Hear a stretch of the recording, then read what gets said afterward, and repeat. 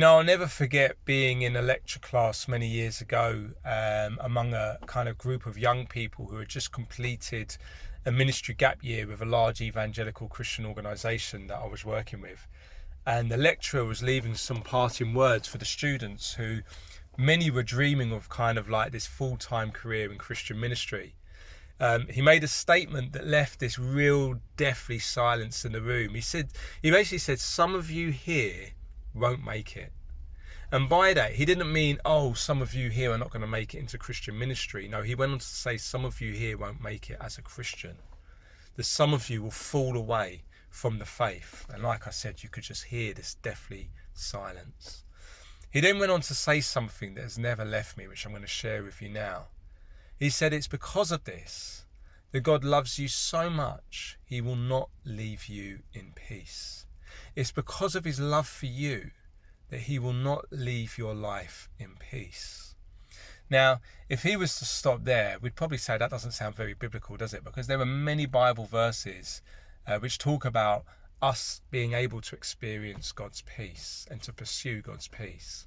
But then he went on to say, because he didn't leave it there, he went on to say, the reason for this, that God won't leave you in peace, is so that you might despair in yourself and that you would cling to Christ.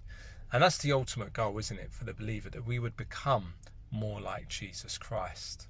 And so God loves us. He loves you so much that he's willing to turn your world upside down, which will steal your peace, whether that's down to health or maybe disappointment, relational issues, financial struggles. The list is endless. So that you might actually despair in yourself. That is, you would flee the flesh and despise the sinful nature within you.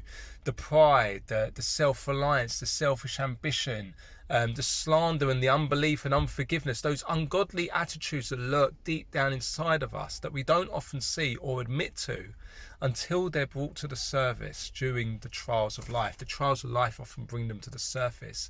And ultimately that they would cause us to flee those things and we would cling to Christ, creating a deeper longing and desire to be like him.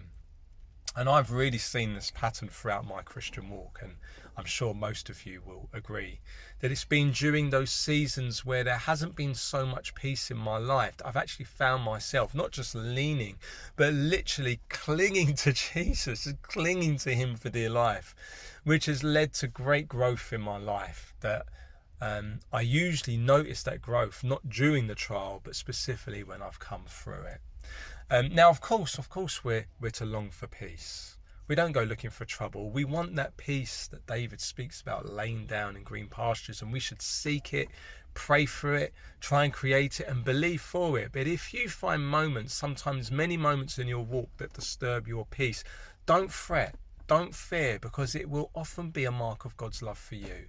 A mark that you are his child, because as it says in the book of Proverbs chapter 3, he disciplines those he loves. In fact, we should actually worry more for the one that he leaves alone, because God's ultimate goal is that you, his child, would reflect his perfect son and child, Jesus Christ. And that is why he will not leave you in peace, that you might despair in yourself and that you would cling to Christ. Be blessed.